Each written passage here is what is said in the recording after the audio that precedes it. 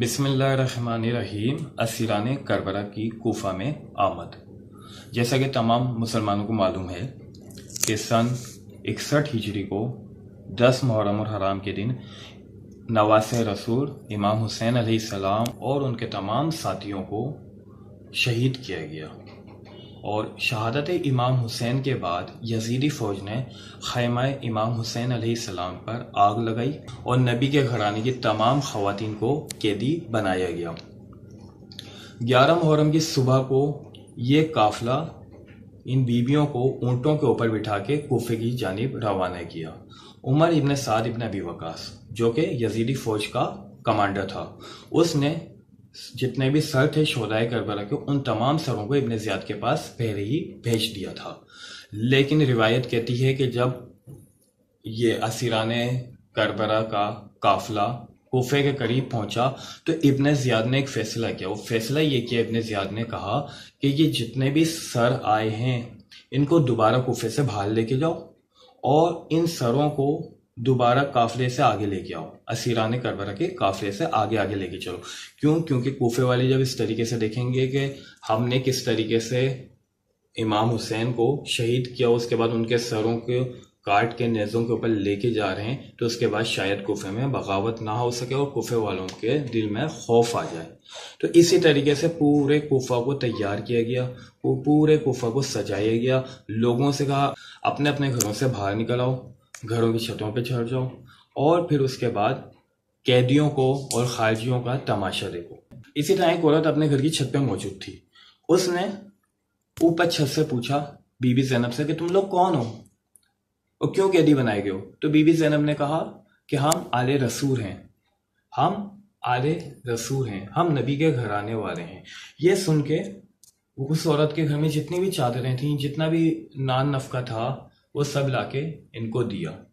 لیکن یزیدی فوج نے وہ تمام چادریں دوبارہ سے بیویوں سے چھین لی گئیں۔ سہیل راوی ہے، وہ کہتا ہے کہ جب میں کوفہ میں داخل ہوا تو میں نے دیکھا کہ پورا کوفہ سجا ہوا ہے۔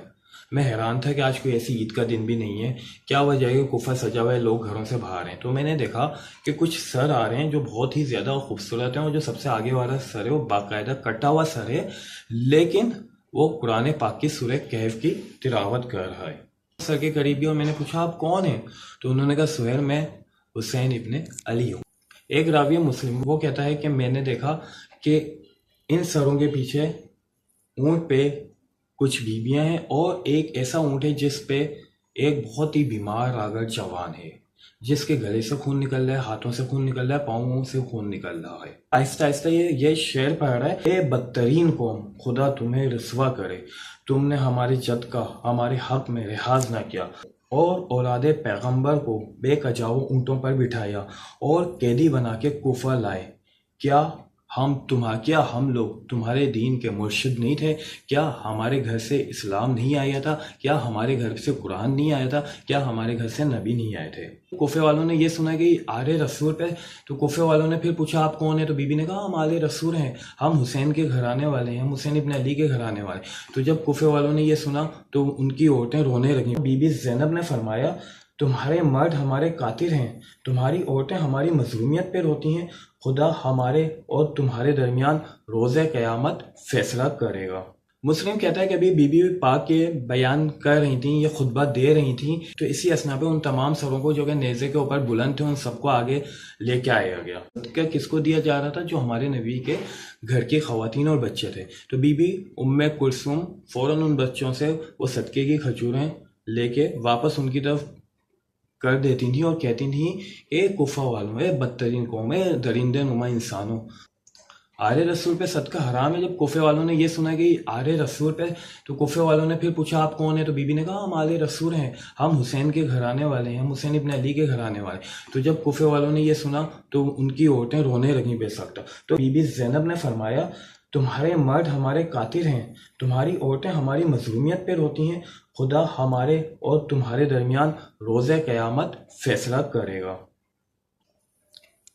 آگے مسلم روایت کرتا ہے کہ بی بی ابھی یہ خطبہ دے رہی تھیں کہ بی بی کے خطبے کو روکنے کے لیے سروں کو بی بی کے قریب سے لے کے جایا گیا، اور جب سر امام حسین شہزادی زینب کے سامنے سے گزرا تو شہزادی زینب نے جب سر امام حسین کے اس گرد آرود حلیے میں دیکھا اور ان کے گلے مبارک سے جب خون بہتا ہوا دیکھا تو بی بی سے برداشت نہ ہوا. روتے ہوئے انہوں نے یہ فرمایا، اے زینب کے چاند، لوگ تیری طرف انگلیوں سے اشارہ کرتے ہیں، ابھی تمہارا کمار پورا نہ ہوا تھا کہ بہن کی آنکھوں کے سامنے غروب کر دیا گیا.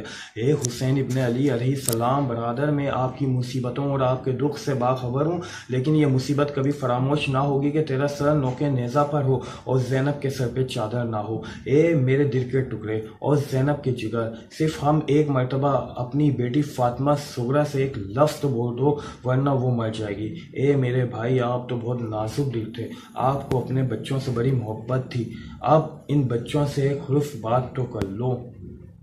کوفے کا عالم ایسا تھا، کچھ خواتین کوفے کی مذاق بنا رہی تھیں، کچھ خواتین کوفے کی ہنس رہی تھیں، کچھ خواتین ایک دوسرے کو مبارکباد دے رہی تھیں، اور کچھ عورتیں رو رہی تھیں، کچھ خواتین شرمندہ تھیں، کچھ خواتین آنکھیں بند کیے ہوئے تھیں، کچھ خواتین واپس اپنے گھروں پہ چلی گئیں روتی ہوئی. بی بی زینب کوفے والوں کو مخاطب کر کے ان کو ان کی آخرت کے متعلق بتاتی رہیں، اور اسی طریقے سے یہ قافلہ ابن زیاد کے دربار میں داخل ہوا.